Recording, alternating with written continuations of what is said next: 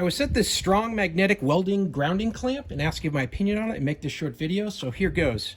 Here's what you're going to get sent to you. It's a very strong magnet which has some really nice copper fittings on it and brass as well, so you get a good connection for your welding, and then attach to the thing you're welding with the steel attracting magnet. So it's going to be able to stick onto your magnet, and you can just grab it from this handle and pick it up and move it, which makes it really handy.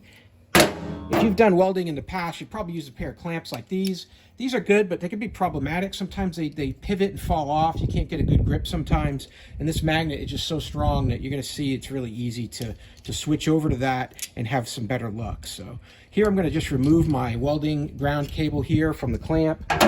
And then right here on the magnet, I can attach using this copper piece here. Just loosen this up.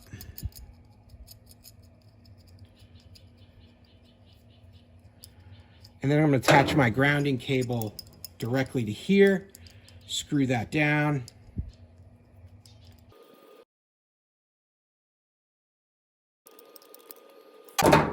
And now we're ready to start welding. So when I get to the point where I'm going to ground, I just need to set the magnet.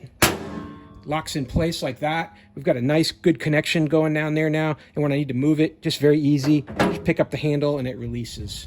You can see the brass here, so you're getting a nice connection. It's got a piece of silicone around it as well, so you don't have any interference with the magnetic part. This is a very large magnet, makes a really good connection, good for 500 amps, really powerful grounding system here that you really enjoy using.